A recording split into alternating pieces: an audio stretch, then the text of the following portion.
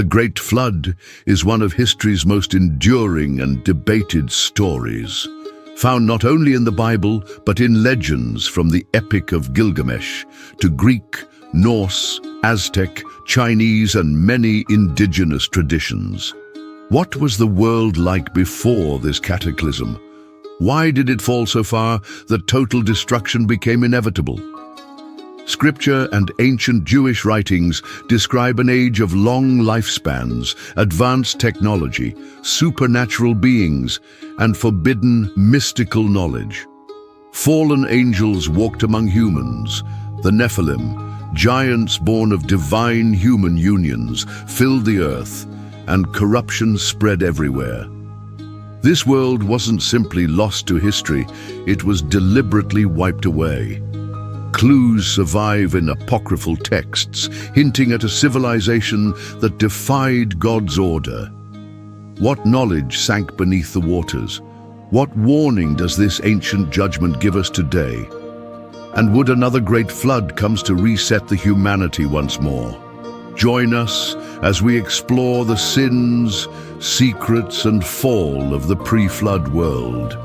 Like, comment, and subscribe. And step back in time to witness the events that nearly erased humanity. Advanced knowledge and civilization, the forgotten apex of mankind. Before the waters swallowed the earth, there existed a world unlike anything we can imagine, a golden age of brilliance and depravity intertwined. Ancient writings and traditions point to a level of knowledge that spanned many fields: architecture, astronomy, medicine, metallurgy, and possibly sciences we no longer understand. Ancient accounts describe mastery over civil engineering, astronomical calculation, biotechnology, and metallurgical science. They built cities with advanced urban planning, complete with drainage, irrigation, and precise geometric layouts. Their astronomical knowledge allowed them to predict celestial events with accuracy comparable to modern software. Metallurgy was refined enough to produce high-quality alloys, giving them weapons and tools that altered the balance of power between nations. Some sources suggest breakthroughs in genetic manipulation, experiments to alter life forms, perhaps even at the DNA level. Echoing what today we call gene editing, which lead to extraordinary human longevity. Figures like Methuselah lived 969 years, Jared 962, Noah 950. But as sin spread, lifespans began to shorten sharply after the flood, eventually aligning with the mortal limits we know today. According to biblical and apocryphal sources, the first humans spoke a sacred, perfect language, often called the Adamic tongue. Given directly to Adam by God, this language allowed a clear, unbroken connection with the Creator. It was a language of purity and authority, unlike the fragmented dialects that emerged later. But as generations passed and human pride swelled, the sacred speech was eventually lost. Its final undoing came after the Tower of Babel. The tower, described in Genesis 11, was a monumental structure built by the descendants of Noah in their bid to reach the heavens, not simply as a feat of architecture, but as a declaration of independence from God.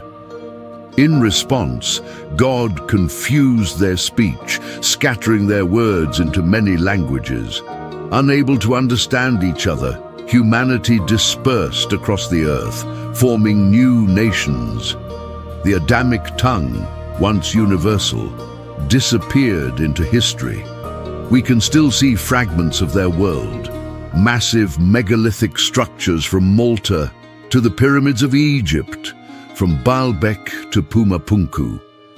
Even with modern cranes and laser tools, their construction methods remain partly unexplained. Were they using advanced material science, acoustic levitation, or other techniques that have been lost? Legends of Atlantis and Lemuria may in fact be faded cultural memories of these pre-flood civilizations, continents of knowledge, power, and beauty wiped from the map in a single cataclysm. Plato's account of Atlantis sinking beneath the waves and Pacific myths of Lemuria's disappearance echo the same story: a world erased, leaving only ruins beneath the sea and myths in human memory. Ultimately, their advancements became a double-edged sword.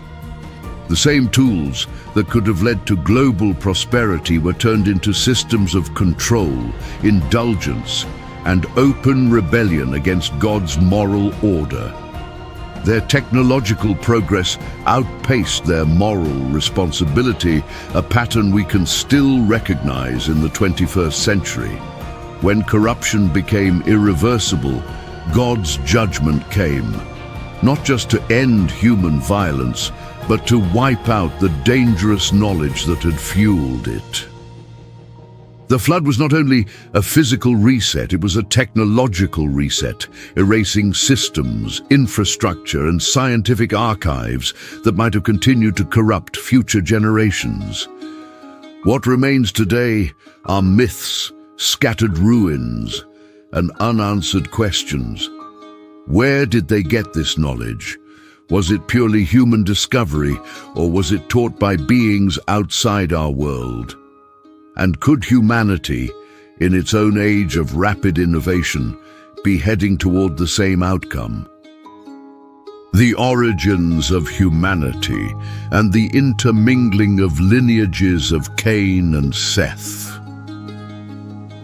Before answering the question, we must return to the moment Adam and Eve were cast out of paradise. Driven from Eden into a harsh, untamed world, they became the parents of all humanity, and the story of the pre-flood world began. Their first sons, Cain and Abel, revealed the divide in the human heart. Abel honored God with his offerings, while Cain harbored pride and resentment. When God favored Abel's sacrifice, Cain's jealousy turned to murder, the first bloodshed in history. As judgment, God cursed Cain and sent him away to wander. Yet Cain built a city, raised descendants, and laid the foundations for a civilization skilled in herding, music, and metallurgy. But with progress came arrogance, violence, and moral decay. Figures like Lamech, a boastful murderer, embodied the corruption of his line. In contrast, Adam's third son, Seth, carried forward the spiritual legacy lost with Abel. His descendants, the Sethites, called on the name of the Lord, upheld divine law, and sought to live in harmony with God's will.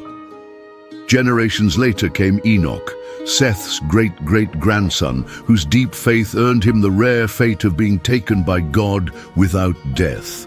Ancient writings record his visions of the coming judgment, the rebellion of the Watchers, and the spread of human corruption. For centuries, the Sethites remained distinct from Cain's violent, idolatrous line. But as their population grew, sons of God from Seth's descendants married daughters of men from Cain's line. These unions merged not only bloodlines, but also opposing values. Slowly, the reverence for God faded as Seth's people adopted the idols, greed, and ambitions of Cain's world. Idolatry spread quickly. Humility gave way to pride, generosity to greed, reverence for God to a hunger for power. Rituals once meant to honor the Creator became excuses for indulgence. Sacrifices were made to idols. Divine wisdom was replaced with human ambition.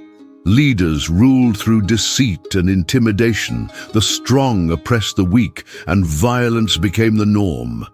This corruption did not happen overnight. Like a slow rot, it spread until every corner of society was infected. By the time it reached its peak, The Sethite heritage, once a bright beacon of faithfulness, was nearly gone. The influence of fallen angels. As humanity sank into moral decline, God saw the growing signs of corruption and rebellion. According to ancient texts like the Book of Enoch, to guide mankind back toward righteousness, he sent 200 angels, the Watchers, to watch over, instruct, and help restore human society. But instead of healing the world, their mission had the opposite effect.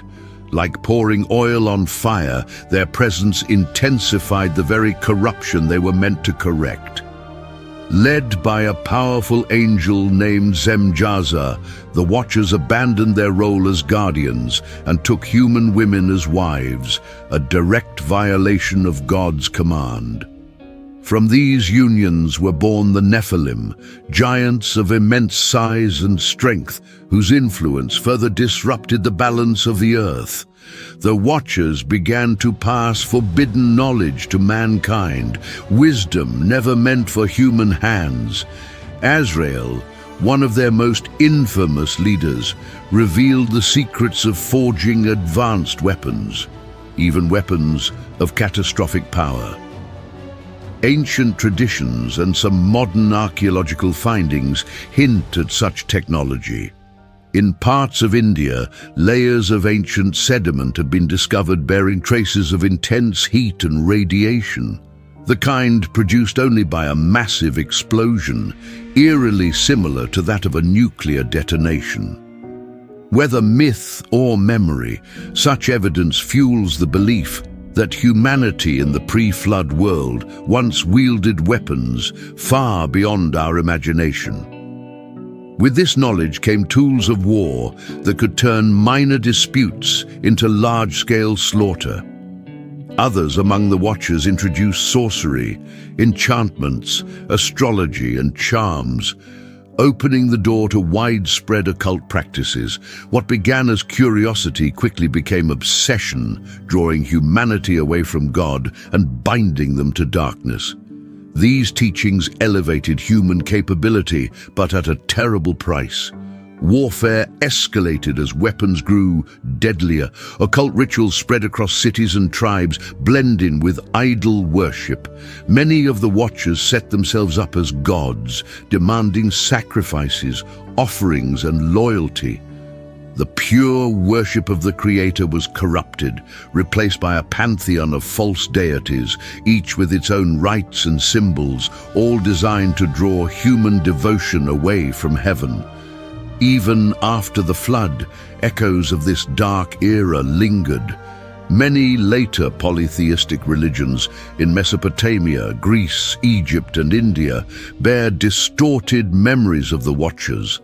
The towering gods of Olympus, the radiant deities of the Vedic pantheon, and the beast-headed gods of Egypt may all trace back to exaggerated, corrupted recollections of these fallen angels and their hybrid offspring. The feats, powers, and monstrous forms ascribed to these later gods mirror the unnatural abilities and appearances described of the Watchers and their creations in pre-flood accounts. Over centuries, true worship of the Creator was replaced with mythologies that deified the rebels, preserving their legacy in twisted form.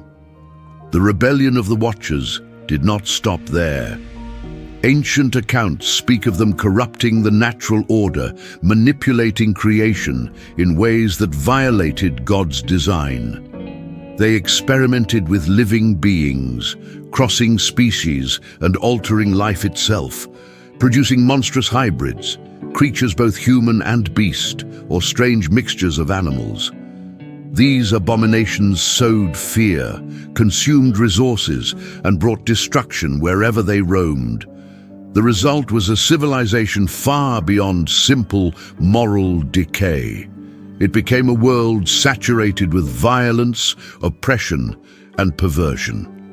the Nephilim and other unnatural creatures dominated the land, while the teachings of the Watchers turned human culture into a network of idolatry, greed, and occult worship. Justice and mercy all but disappeared. As the cries of the oppressed and the blood of the innocent rose to heaven, the earth stood on the brink of ruin. Humanity, once created in God's image, had been reshaped into a reflection of rebellion.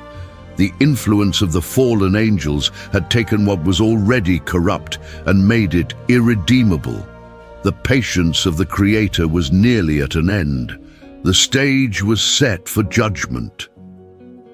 A flood that would sweep away not only the wickedness of mankind, but also the perversions of creation itself, cleansing the earth and restoring the possibility of righteousness. The birth of the Nephilim. When the fallen angels descended to earth and took human wives, their unions produced a race unlike any before, the Nephilim. These half-angel, half-human giants possessed extraordinary size, strength, and intelligence, along with an insatiable hunger for power. Their very existence defied the natural order God had established, and their presence accelerated humanity's fall into darkness. The Nephilim were not merely soldiers, they became kings and overlords. They founded great cities, commanded armies, and established empires that dominated vast territories. Ancient accounts describe them demanding worship as demigods, enforcing loyalty through fear and even human sacrifice. Their reigns were marked by monumental building projects, massive fortresses, temples, and stone structures, not only as seats of power, but as symbols of their supposed divine status. They also possessed knowledge far beyond the norm of early humanity. Some traditions claim they used advanced technologies and mystical arts inherited from their angelic fathers to consolidate their control. This knowledge, instead of bringing progress, became a tool for oppression and bloodshed. The Nephilim's nature was inherently corrupt. They drained the earth's resources to satisfy their appetites, and in some accounts, they even turned to cannibalism. Violence, war, and exploitation followed wherever they ruled. Under their dominion, justice vanished and entire populations lived in fear. Ancient writings also accuse them of defiling creation itself. They are said to have conducted unnatural experiments, blending human and animal life to create monstrous hybrids. These creatures, strange in form and immense in power, roamed the land, spreading destruction and fear. Such acts twisted the balance of nature, further provoking God's wrath. Seeing the world overwhelmed by the Nephilim's tyranny and humanity's unrestrained wickedness, God determined to bring judgment. The flood would serve two purposes: to cleanse the earth of human sin and to wipe out the Nephilim and the perversions they had brought into creation. Their annihilation would stand as a lasting warning against defying divine order. Yet their story did not vanish with the waters. Legends of the Nephilim survived across cultures. In the demigods of Greek mythology like Hercules and Achilles, the warrior deities of Mesopotamia, and the demonic titans of later folklore, some believe that fragments of their bloodline endured, hidden in remote places, waiting for a time when they might rise again. The judgment of God and the prophecy of Enoch. Many believe God was cruel to send the great flood, but as seen in all that came before, the flood was not an impulsive act of wrath. God had already tried to guide and correct humanity, giving them time, sending messengers, even appointing heavenly beings to help. Yet his mercy only seemed to embolden mankind to sink deeper into sin. When every chance for repentance was ignored, the flood became the final measure, a judgment God did not desire, but one he could no longer withhold.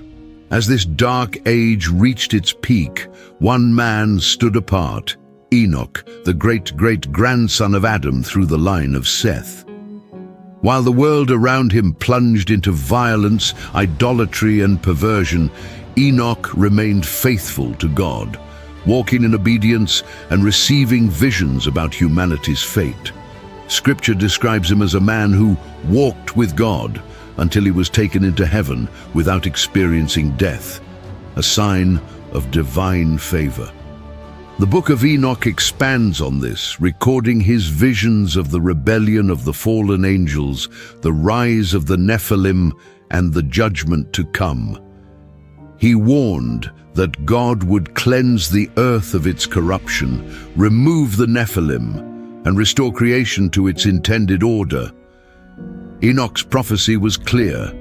The Creator's patience had limits. The growing wickedness of mankind, fed by the tyranny of the Nephilim, the influence of the fallen angels, and the defilement of nature, would be met with an irreversible judgment. While most dismissed his warnings, a few listened, among them his great-grandson Noah, who would later survive the flood and carry forward the human race. Ancient accounts say Enoch confronted the leaders of the fallen angels directly, urging them to repent before it was too late. His pleas were rejected. The Watchers and their hybrid offspring continued their reign of terror, deepening humanity's moral collapse. Seeing no other path to restore balance, God declared his judgment. Noah, a righteous man from Seth's line, was chosen to preserve life and uphold God's covenant. He was commanded to build an ark, a vessel large and strong enough to survive the coming deluge. Though mocked and ridiculed by a world that had abandoned God, Noah obeyed. Before his departure from the earth, Enoch passed his knowledge to Methuselah, his son, and to Lamech, Noah's father. Some traditions suggest God took Enoch so that he would not witness the destruction he had foretold, sparing him from the grief of seeing the world swept away. His removal was itself a sign that the time of judgment was near. Enoch's prophecy was more than a prediction of disaster. It was also a testament to God's justice and mercy. Though the flood would erase the corrupted world, a faithful remnant would survive, ensuring that God's plan for humanity would continue. When the rains finally came, the great flood was not only the cleansing of human sin, but also the destruction of the Nephilim and the erasure of the forbidden knowledge that had poisoned creation. Enoch's warnings lived on in biblical tradition, reminding future generations that defying divine order always carries a cost, and that redemption is possible for those who remain faithful. The catastrophe of the flood. After receiving God's instructions, Noah began the monumental task of building the ark, a massive vessel designed to survive the coming cataclysm. Year after year, he worked on the construction, warning the people around him to repent before it was too late. But they mocked him, dismissing his words as folly. Corruption had blinded them, and they continued in violence, idolatry, and indulgence, unaware that their final days were at hand. Some traditions say the work took decades, giving humanity ample time to turn back, yet every plea fell on deaf ears. The world that might have been spared chose instead to ignore the last messenger sent to them. When the day of judgment arrived, the skies broke open. Torrents of rain fell for 40 days and 40 nights. At the same time, the fountains of the deep erupted. a violent release of subterranean waters that shook the earth's foundations. This was no ordinary storm. It was a complete upheaval of creation. The waters rose without mercy, swallowing cities, forests, and mountains. The Nephilim, the half-angel, half-human giants who had ruled with terror, were swept away. Their power ended in an instant everywhere outside the ark. Chaos reigned. People scrambled to the highest ground, clung to rocks or fled into caves, but there was no safety outside God's appointed refuge. Legends speak of the last cries of the drowning, voices carried away by wind and waves, a haunting reminder of the cost of rejecting the Creator's call.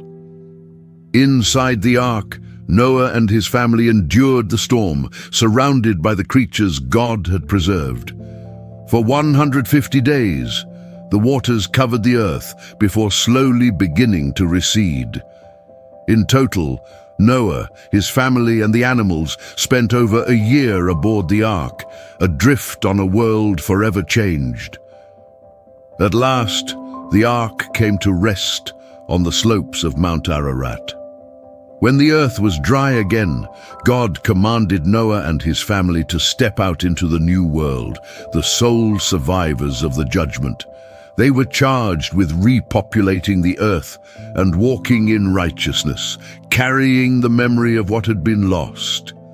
God then established his covenant with Noah, sealed with the sign of the rainbow, a promise that never again would a flood destroy all life in such a way. The Great Flood was more than a disaster. It was a turning point in human history.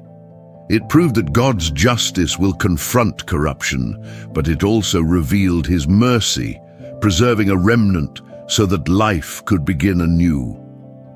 Across the world, countless cultures carry echoes of this event in their myths and traditions, each retelling the time when the earth was washed clean by the waters of judgment.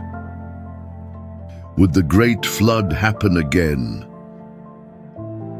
It is not hard to see that the modern world is walking the same path as the pre-flood civilization. Moral boundaries blur, truth is twisted, and power is sought without regard for justice or compassion. Technology and knowledge, once gifts to bless humanity, are often used to control, exploit, and corrupt.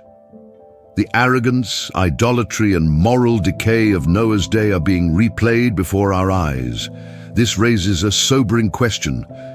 Could there be another great flood? Could God break the covenant of the rainbow? The answer is no. His promise stands.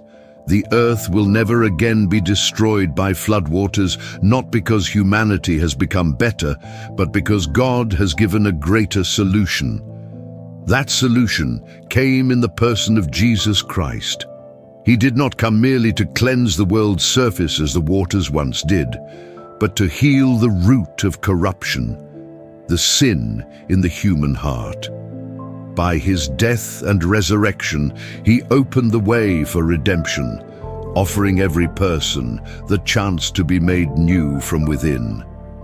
Christ also established his church, a living body that spans nations and centuries, entrusted with preserving truth and guiding billions toward righteousness.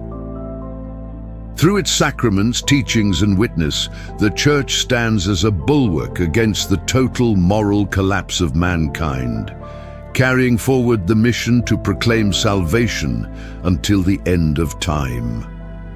The Great Flood was a physical reset. Christ's coming was a spiritual one. Though judgment will come again, not by water, but at his return, the covenant of mercy remains.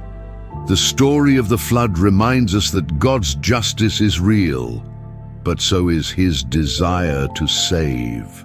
The choice before every generation is the same: to follow the path that leads to destruction, or to walk in the light of the one who offers life. The story of the Great Flood is one of the most enigmatic and debated narratives in human history.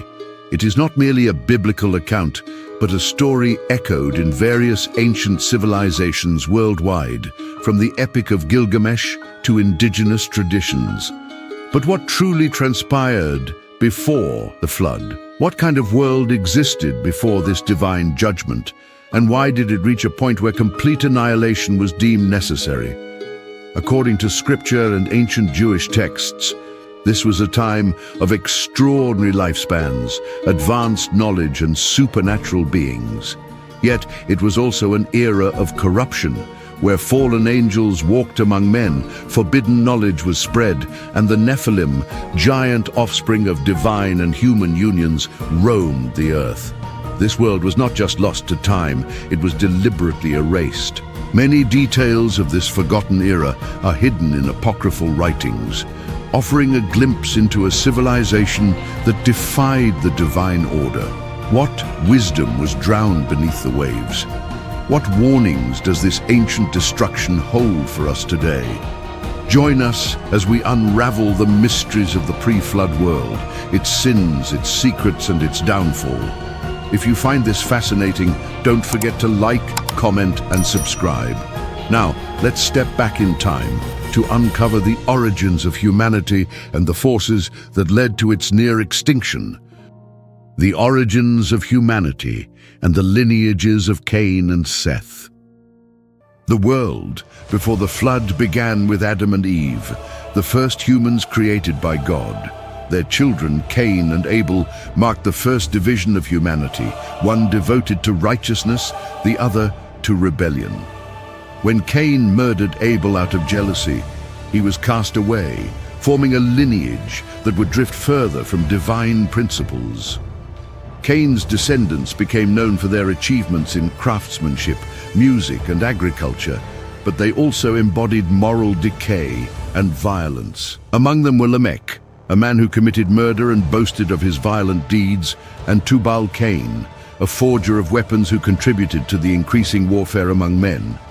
In contrast, Adam and Eve's third son, Seth, carried forward the spiritual legacy of his father. His descendants remained faithful to God, upholding divine teachings and calling upon his name. Among them was Enoch, a man so righteous that he was taken by God without experiencing death. Enoch, the great-great-grandson of Seth, was known for his deep communion with God and his prophetic warnings against the growing corruption of mankind. His writings, preserved in ancient texts like the Book of Enoch, describe visions of divine judgment, the rebellion of fallen angels, and the sins of humanity. For generations, the Sethites upheld their devotion to God, standing apart from the wickedness of Cain's lineage. However, as time passed, temptation crept in. The sons of God, men from Seth's line, began to take wives from the daughters of men, the descendants of Cain. As these unions grew more frequent, Seth's lineage gradually lost its spiritual distinction. Many abandoned their faith, embracing the ways of Cain's descendants, indulging in idolatry, materialism, and corruption. This marked the beginning of a rapid moral decline, one that would soon spread across the entire world. This intermingling played a crucial role in the widespread moral decay of pre-flood civilization. It was not just the merging of families, but the merging of values, ones that rejected divine law in favor of earthly desires. As this corruption deepened, humanity edged closer to the brink of divine judgment, setting the stage for the chaos and downfall that would soon follow. The corruption of humanity and the intermingling of lineages. Over time, the descendants of Seth, once devoted to righteousness, began to lose their spiritual resolve. As they settled among the rest of humanity, they intermingled with the descendants of Cain, forming unions that merged two opposing ways of life. This blending of lineages, described in Genesis 6, led to a loss of spiritual integrity among Seth's descendants. As they embraced the customs and beliefs of Cain's lineage, they drifted further from God's commandments. This intermingling did more than unite bloodlines. It introduced new values and ideologies that conflicted with divine principles. Idolatry became widespread, greed and selfishness overtook humility, and bloodshed became a common occurrence. The pursuit of power and material wealth overshadowed devotion, while acts of cruelty and injustice spread unchecked. The righteous lineage of Seth no longer stood apart as a beacon of faith. Instead, it became indistinguishable from those who had long abandoned God's ways. As the generations passed, knowledge of God's laws faded, and humanity became consumed by their own desires. Rituals once meant to honor the Creator were corrupted into self-serving practices, and divine wisdom was replaced with human ambition. The once clear distinction between good and evil blurred, and those who still held on to righteousness became a persecuted minority. The decline was not limited to morality. Society itself began to crumble. Communities that had once thrived under principles of justice and cooperation now functioned under dominance and fear. Corrupt leaders sought control through manipulation and brute force, leading to increased oppression and suffering. War and bloodshed became the norm as mankind turned against itself, warring over power, resources, and dominance. The moral decay was not just a social shift. It was a complete departure from the values that once upheld order. Corruption permeated every aspect of society, distorting justice and replacing faith with worldly desires. This degeneration was not a sudden catastrophe, but a gradual erosion of morality, leading humanity further away from its divine purpose. With moral corruption at its peak and the world consumed by violence and perversion, divine patience had reached its limit. The stage was set for a judgment that would cleanse the earth, restoring order and righteousness before humanity could utterly destroy itself. The influence of fallen angels. As human civilization descended into moral decay, another force emerged to accelerate its corruption: the fallen angels, also known as the Watchers. According to ancient texts like the Book of Enoch, these celestial beings were meant to observe humanity, but instead they defied divine order and took an active role in shaping human affairs. Led by a powerful angel named Semjaza, they descended to earth and took human wives, an act of rebellion that resulted in disastrous consequences. Beyond their offspring, the fallen angels themselves introduced forbidden knowledge to mankind. They taught sorcery, weapon-making, astrology, and vanity, leading humans further away from God's path. Azazel, one of their leaders, revealed the secrets of metallurgy, enabling the creation of advanced weapons and armor that fueled endless warfare. Others introduced enchantments, charms, and divination, opening the door to widespread occult practices. This knowledge, while granting humans temporary power, only deepened their depravity and hastened their downfall. Additionally, these celestial beings manipulated human minds, fostering a culture of idolatry and false worship. They presented themselves as deities, demanding veneration and sacrifice, further corrupting human spirituality. The once monotheistic reverence for the Creator became polluted with the worship of false gods, paving the way for even greater rebellion against divine law. The fallen angels also twisted natural order, experimenting with creation in ways that defied God's intended design. Ancient accounts speak of genetic manipulations, unholy unions not only between angels and humans, but also among different creatures, resulting in monstrous hybrids. These unnatural abominations spread fear and devastation, further fueling the moral and physical corruption of the pre-flood world. The influence of the fallen angels was catastrophic, turning what was already a corrupt civilization into one beyond redemption. As their dominion over the earth expanded, the cries of the oppressed reached the heavens.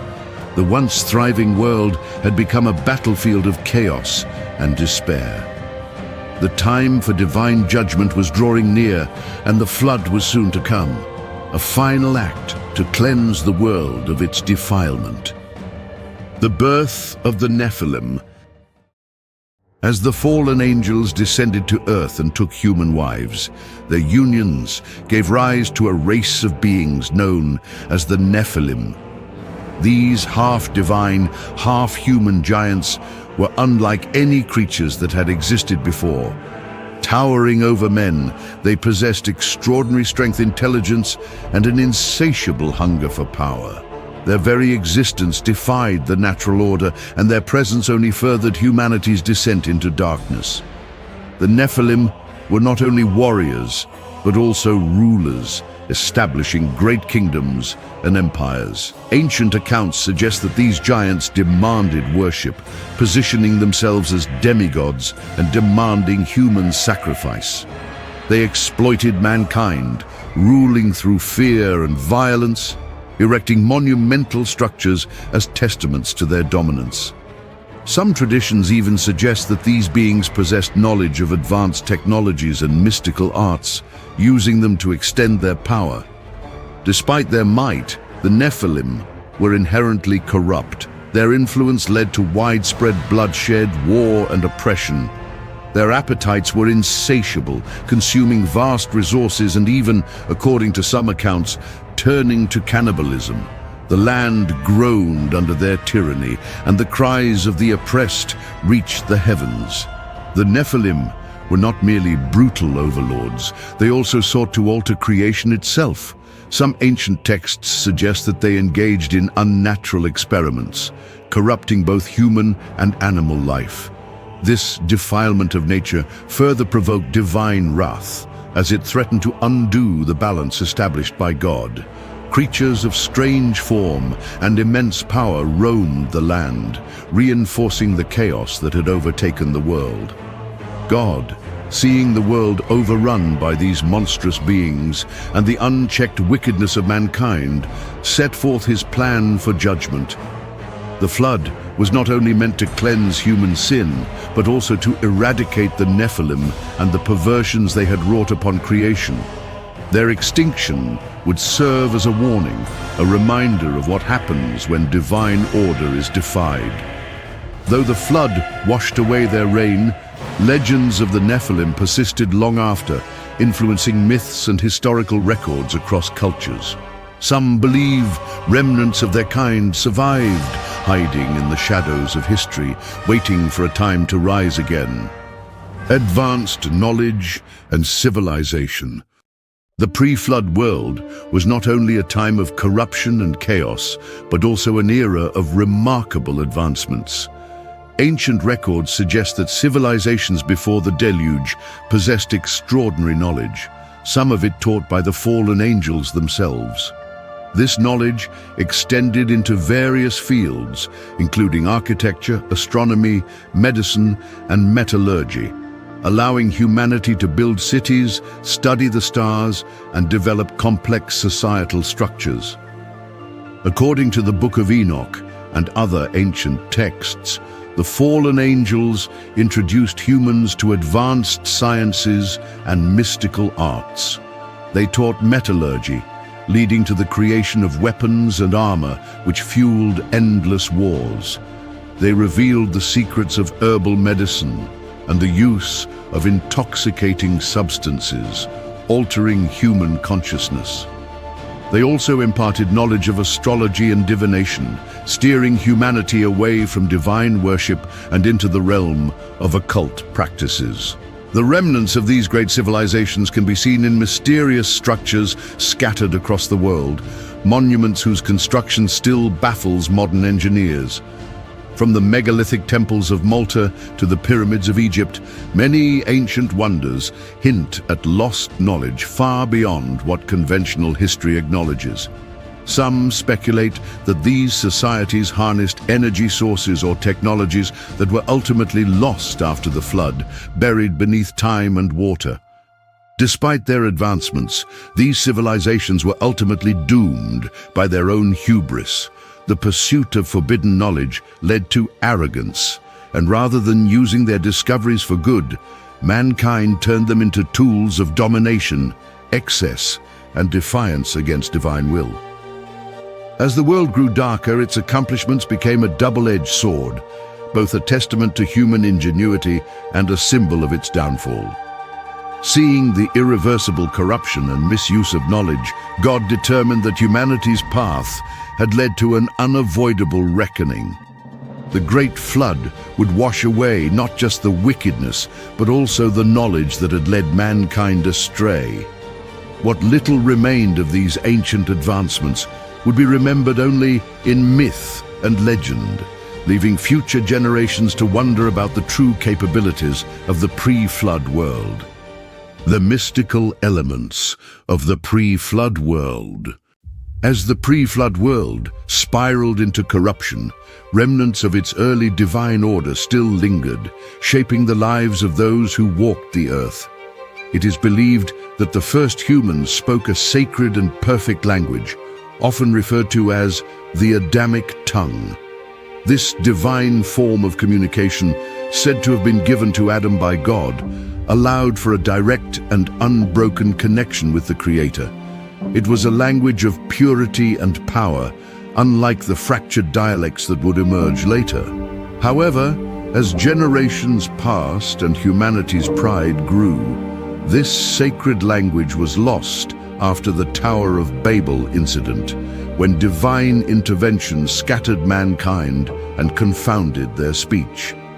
The Tower of Babel, as described in Genesis 11, was a monumental structure built by the descendants of Noah in their attempt to reach the heavens and establish their own authority apart from God. Their ambition reflected not only human pride, but also a desire for self-sufficiency, defying divine order. In response, God intervened by confusing their language, preventing them from understanding one another. This sudden linguistic division forced people to disperse across the earth, leading to the formation of different nations and cultures. The Adamic tongue, once a universal language, was lost in the aftermath of this divine judgment. Life before the flood was also marked by extraordinary longevity, with figures like Methuselah recorded as living for 969 years. Various theories attempt to explain this phenomenon. Some attribute it to divine blessing, granting the early generations of humanity the strength to thrive, while others suggest environmental conditions, such as a protective atmospheric layer, played a role in extending lifespans. But as sin spread and the flood loomed, human longevity saw a steep decline.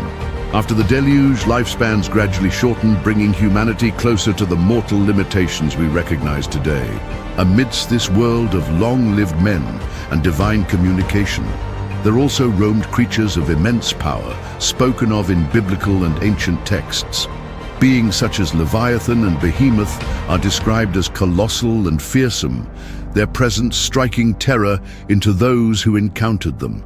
Some scholars speculate that these creatures were remnants of a bygone age, possibly linked to prehistoric beasts or entities corrupted by the fallen angels. Their destruction in the flood symbolized the eradication of chaos, a necessary step toward restoring divine order. But even more sinister than the creatures that roamed the earth were the spiritual transgressions that took hold of humanity. As people drifted further from divine truth, they embraced forbidden knowledge, delving into dark arts imparted by the fallen angels. Necromancy, divination, and sorcery became widespread as men sought power through supernatural means rather than through faith. The Watchers, having defied divine decree, introduced these practices, spreading spells, omens, and rituals that further tainted human civilization. This spiritual corruption only deepened mankind's moral decay, hastening the need for divine judgment. The pre-flood world was a time of both lost wonders and unspeakable transgressions, a reality vastly different from our own, yet filled with echoes that linger in myth and scripture. As this era reached its breaking point, it became clear that humanity had strayed too far from its creator. The flood was not just a punishment, but a necessary cleansing, washing away not only physical corruption, but the spiritual defilement that had overtaken the world. The warnings of that time remain etched in ancient records, a lesson for future generations about the dangers of forsaking divine order. The judgment of God and the prophecy of Enoch. As the corruption of the pre-flood world deepened, one man stood as a beacon of righteousness, Enoch, the great-great-grandson of Adam through the line of Seth. Unlike those around him, Enoch remained faithful to God, walking in divine wisdom and receiving revelations about the fate of humanity. His prophecies warned of impending judgment, a divine reckoning that would wipe away the wickedness engulfing the earth. The Book of Enoch details visions of celestial realms, the rebellion of the fallen angels, and the inevitable wrath of God. Enoch foresaw the great flood, a cataclysm sent not just to cleanse the earth of human sin, but to rid creation of the Nephilim and the corrupting influence of forbidden knowledge. He prophesied that only a remnant would be spared, those who remained faithful and obedient to divine law. Enoch's teachings did not go unnoticed. According to ancient accounts, he confronted the leaders of the fallen angels, warning them of their impending doom. His pleas for repentance were ignored, and the Watchers, along with their offspring, continued their reign of terror. Seeing no other way to restore balance, God declared an irreversible judgment. God, seeing that humanity had strayed too far, chose Noah, a righteous man from the line of Seth, to preserve life and ensure the continuation of his covenant. Noah was instructed to build an ark, a vessel that would withstand the coming deluge. Despite ridicule from those who had abandoned God's ways, Noah remained steadfast, heeding divine instruction as Enoch had foretold. Before his mysterious departure from the earth, Enoch imparted his wisdom to Methuselah, his son, and Lamech, Noah's father. Some traditions suggest that Enoch was taken up to heaven so that he would not witness the coming destruction, a sign of divine favor for his unwavering righteousness. His departure served as a final warning that the time of judgment was near. Enoch's prophecy was not just a warning of destruction, but also a testament to God's mercy and justice. It signified that despite humanity's descent into darkness, there was always an opportunity for redemption. His teachings, though largely forgotten after the flood, left a lasting imprint on biblical tradition, reminding future generations of the consequences of turning away from the Creator. The catastrophe of the flood. As humanity reached the pinnacle of corruption, violence and defiance against divine order, the inevitable judgment arrived. The flood was not merely an act of destruction, but a divine reset, purging the earth of its wickedness and restoring the balance that had been lost. God, in his infinite wisdom, chose Noah, a man found righteous in his generation, to be the harbinger of salvation for the remnant of creation. Noah, having received divine instructions, set to work building the ark, a massive vessel designed to withstand the cataclysmic waters that would soon engulf the world. Despite his warnings and tireless efforts, the people around him scoffed, blinded by their own depravity and disbelief. They continued in their indulgences, unaware that their final days were upon them. According to some traditions, Noah took decades to construct the ark, during which time he pleaded with the people to repent, yet his words fell on deaf ears. When the time of judgment came, the skies opened, and torrents of rain fell for 40 days and 40 nights. The fountains of the deep burst forth, unleashing forces beyond human comprehension. Some interpretations suggest that this event was not merely heavy rainfall, but a cataclysmic rupture of subterranean waters, an upheaval of the Earth's foundations. The rising waters consumed cities, forests, and mountains, washing away the remnants of the pre-flood civilization. The Nephilim, the corrupted beings spawned from the union of fallen angels and humans, perished in the deluge, their reign of terror brought to a sudden and absolute end. As the floodwaters raged, chaos overtook the land. Survivors outside the ark fought desperately to escape the rising tide, seeking refuge on mountaintops and in caves, but there was no salvation outside God's ordained plan. Legends speak of the final cries of those swept away, a harrowing reminder of divine judgment and humanity's fall from grace. Meanwhile, Noah and his family, sheltered within the ark, endured the tumultuous storm, their faith sustaining them through the devastation. For over a year, Noah, his family, and the preserved creatures remained on the ark, adrift in a world that had been entirely transformed. The waters covered the earth for 150 days before they began to recede.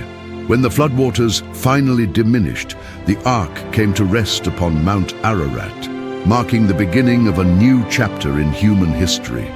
Noah's descendants would go on to repopulate the earth, carrying with them the memory of divine judgment and the responsibility to walk in righteousness. The covenant God established with Noah, symbolized by the rainbow, was a promise that such a catastrophe would never again befall the earth in such a manner. The flood was more than a historical event. It was a turning point, a lesson etched into the consciousness of all future generations. It served as a testament to both divine justice and mercy, reminding humanity that while corruption may spread, the Creator always provides a path to redemption for those who seek it. The echoes of this event remain in the myths and traditions of countless cultures, all bearing witness to a time when the world was reborn through the waters of judgment.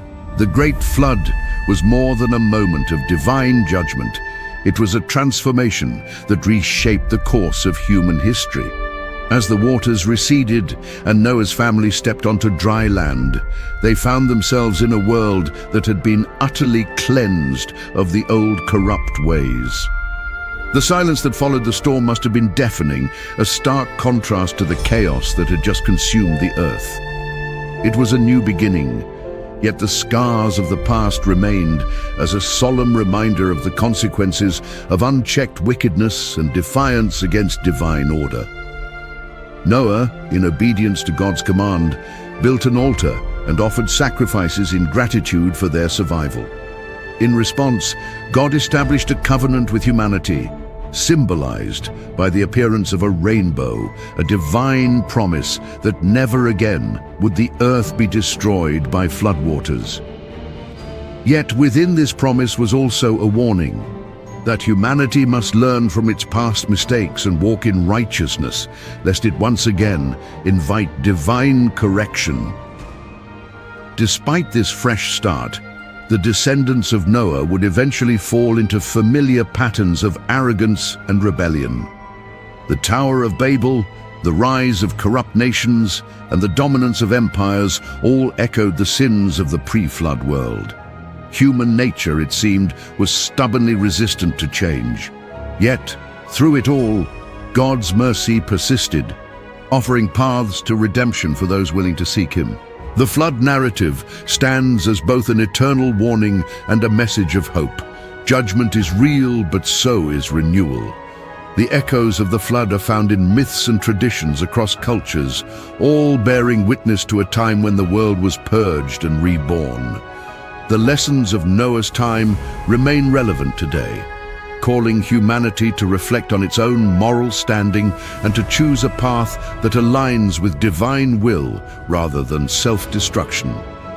History has shown us that civilizations rise and fall, often following the same patterns of arrogance and moral decay. But just as Noah and his family were preserved through obedience and faith, so too can individuals and societies find salvation through righteousness.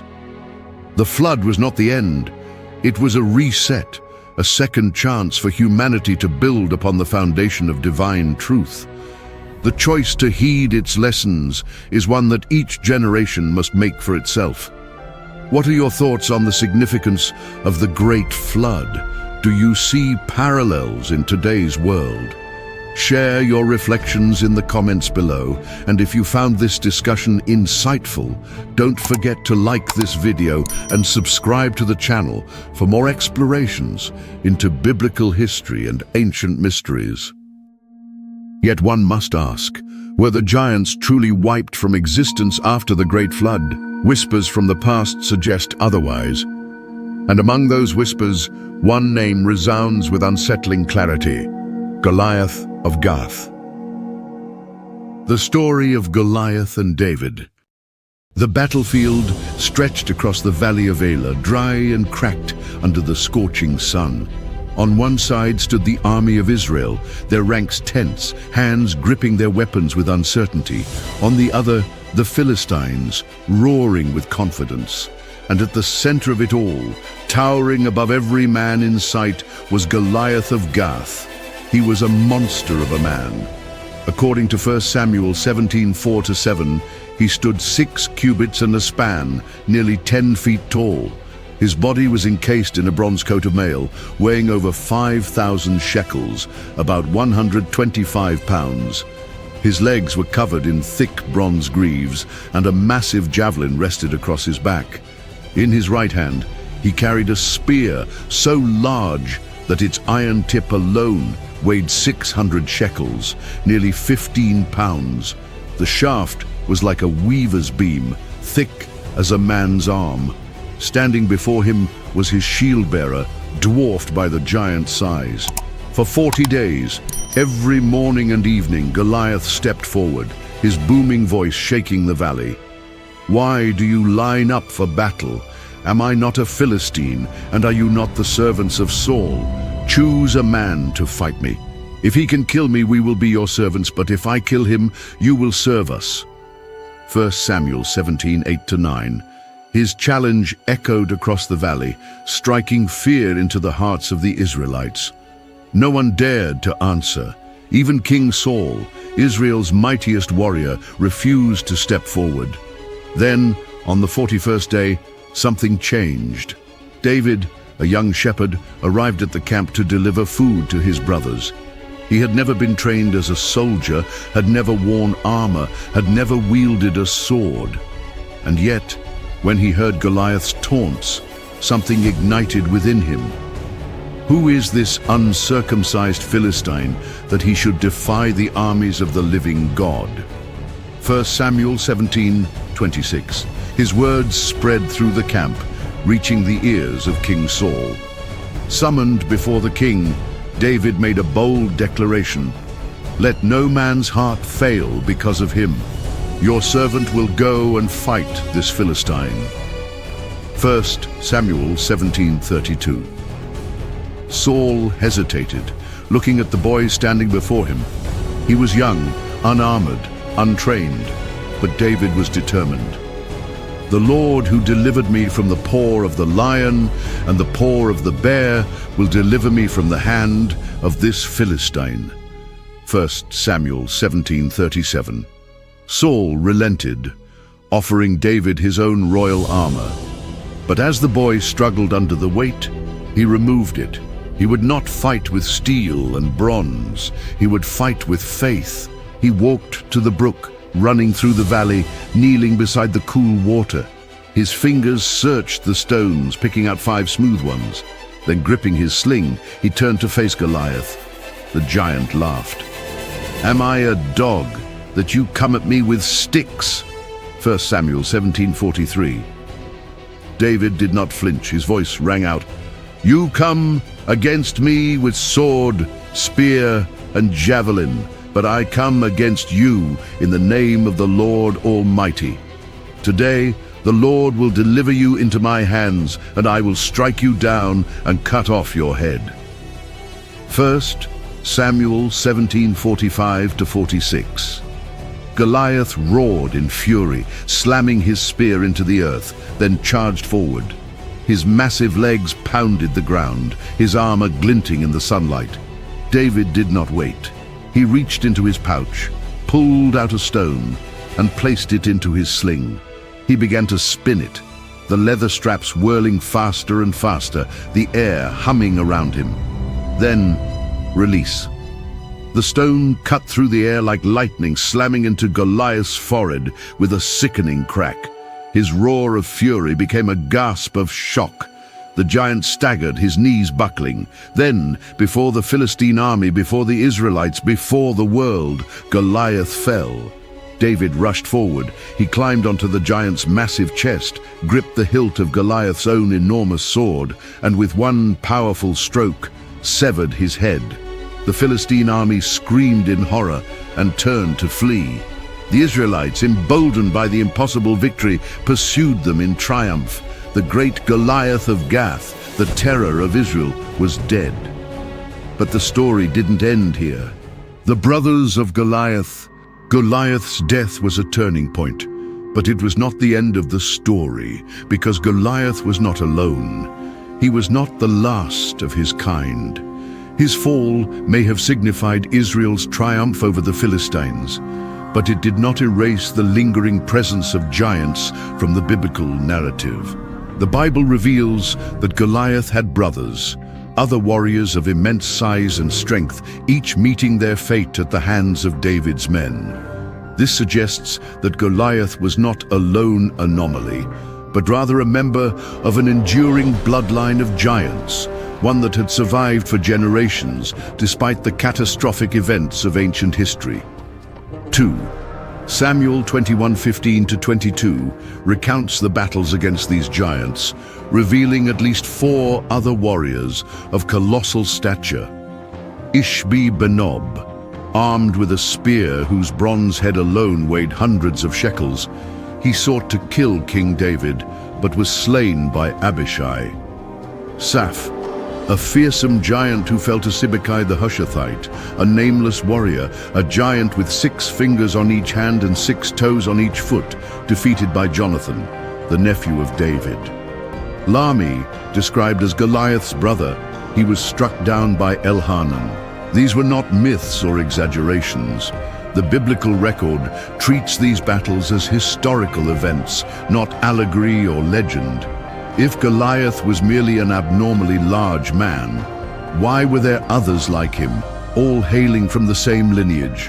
Why was Gath, the city of Goliath, home to a known race of giants?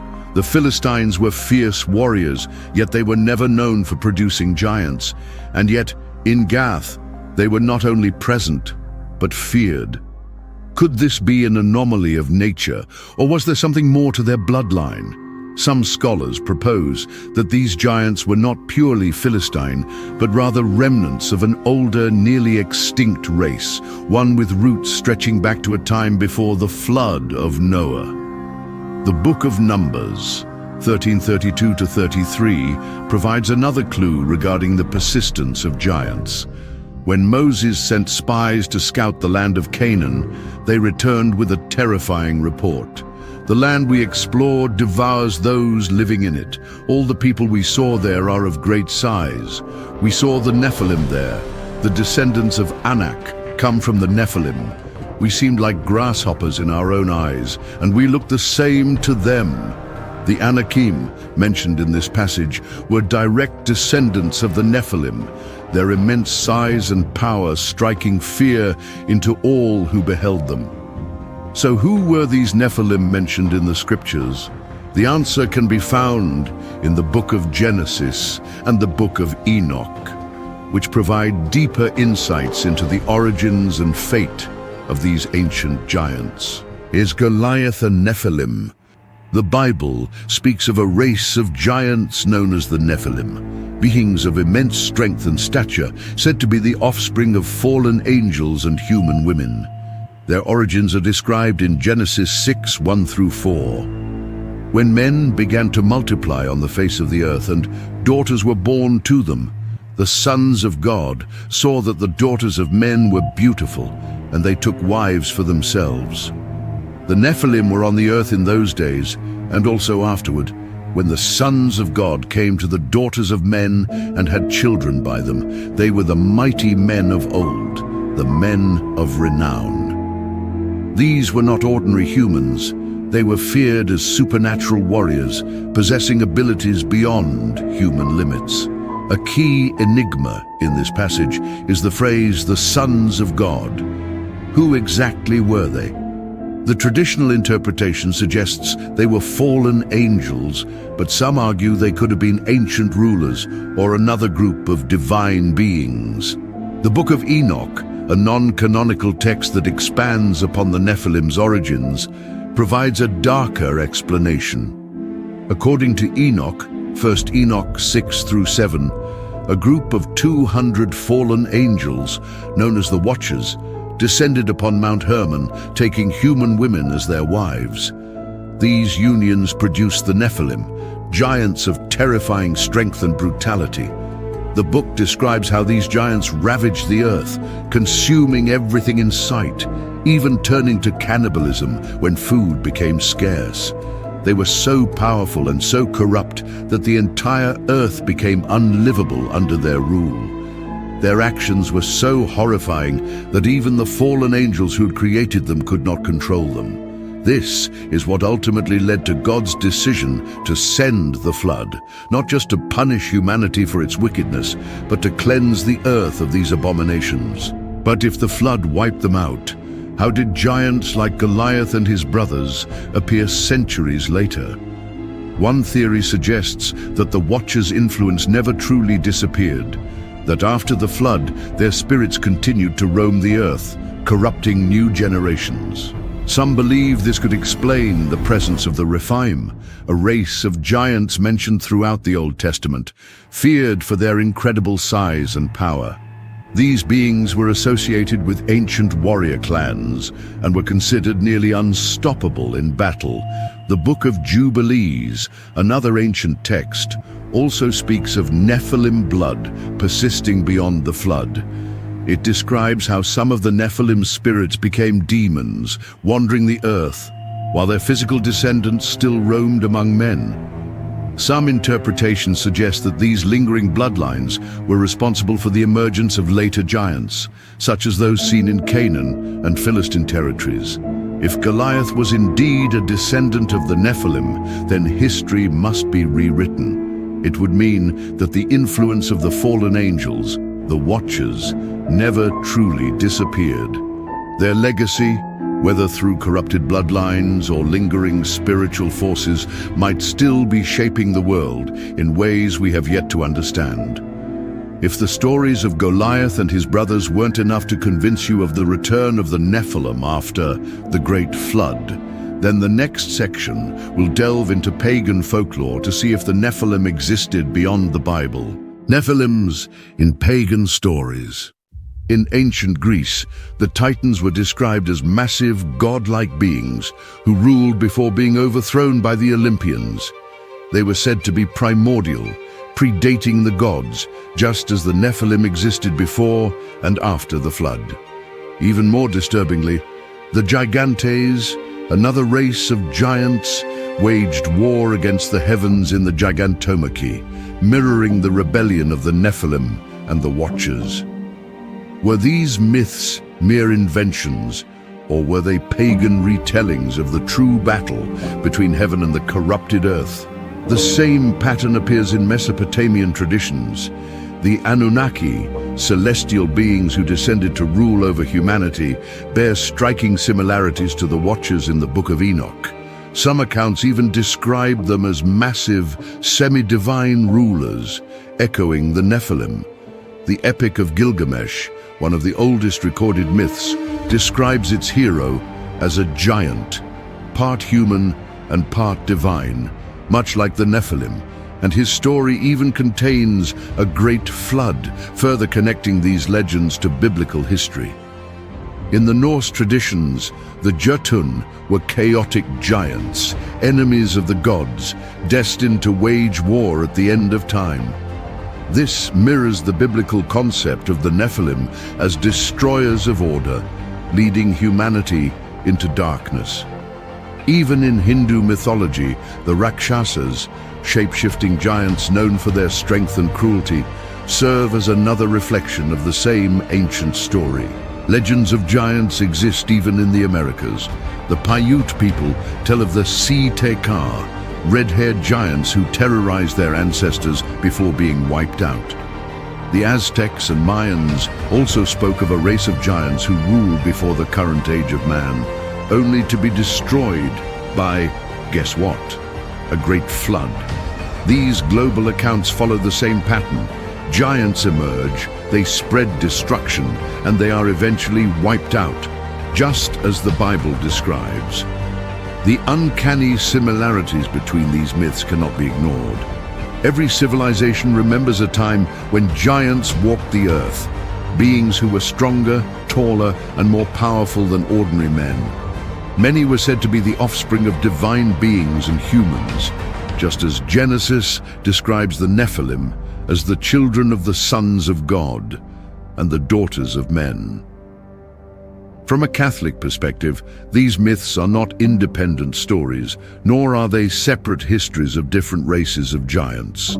They're corrupted, pagan retellings of the truth found in Scripture, a truth passed down imperfectly through oral traditions and distorted by idol-worshipping cultures. While different civilizations ascribe these giants to their own pantheons and false gods, their existence ultimately confirms what the Bible has said all along. There were giants in those days, and their presence shaped the ancient world. But if these giants were real, could traces of them still exist today? Legends and myths may tell their stories, but what about modern evidence? Are there real-world accounts, sightings, or even physical remains that suggest the Nephilim didn't just belong to the ancient past, but might still walk among us? The modern footprints of the Nephilims. One of the most controversial encounters between the Nephilim and modern humans is the Kandahar giant, an alleged confrontation between US soldiers and a massive red-haired humanoid in Afghanistan in 2002. According to accounts from supposed military personnel, a special operations unit was on patrol in a remote mountainous region when they stumbled upon a cave entrance surrounded by scattered human bones. Before they could investigate further, a 12-foot-tall creature with fiery red hair and an enormous muscular frame allegedly emerged from the cave, wielding a massive spear. The soldiers opened fire, but the creature moved with unnatural speed, displaying strength far beyond any normal human. It allegedly killed one of the soldiers with a single strike, impaling him before the rest of the team unleashed continuous gunfire. After nearly 30 seconds of concentrated fire, the giant finally collapsed. Soon after, a military helicopter was called in to retrieve the body, which was said to weigh over 1,100 pounds, 500 kilograms. Witnesses claimed the body was flown to a secretive base, and all records of the encounter were erased from official reports. Despite the chilling details, the Kandahar giant case remains unconfirmed, with no verifiable evidence or official acknowledgement from the US military. However, multiple sources, including alleged soldiers and intelligence operatives, have come forward over the years, recounting similar versions of the event. Some speculate that this creature could have been a surviving Nephilim, hidden deep in the mountains for centuries, while others believe it was part of an undiscovered species of humanoid giants. Beyond the Kandahar incident, there have also been physical discoveries that raise serious questions. Over the last century, massive human skeletons have allegedly been uncovered worldwide. Reports from the late 19th and early 20th centuries describe 10 to 15-foot skeletons found in North America, often in ancient burial mounds. Some of these discoveries were even published in newspapers, but many of the remains mysteriously disappeared, leading to speculation that institutions like the Smithsonian Institution suppressed the evidence. In 2013, researchers in Ecuador unearthed a giant human femur, suggesting a person at least 7 to 9 feet tall. Similarly, in 2018, a team in Bulgaria discovered what appeared to be a human skeleton of extreme size buried in ancient ruins. Scientists attributed some cases to gigantism, but could such a high concentration of remains indicate something more? DNA analysis has also produced unexpected results. In Peru, elongated skulls, far larger than any known human deformity, were tested, revealing mitochondrial DNA with unknown origins. While some claim these could be evidence of genetic anomalies, others speculate they might be remnants of an ancient non-human species. Despite the growing number of discoveries, official explanations remain vague, and skeptics often dismiss them as hoaxes or misinterpretations. There is an undeniable truth that if the Nephilim do exist, it would be one of the greatest confirmations of our faith. Would it not serve as a powerful testament that the scriptures have always spoken the truth? For centuries, skeptics have dismissed biblical accounts as mythology or exaggerated folklore. Yet the existence of the Nephilim, whether in ancient times or in hidden corners of the modern world, would provide undeniable proof that the events described in Genesis were not mere allegories, but records of a forgotten age of giants and divine intervention. Imagine the implications. If these beings once walked the earth, would that not reinforce the reality of the Great Flood, the Watchers, and the supernatural battles described in the Bible?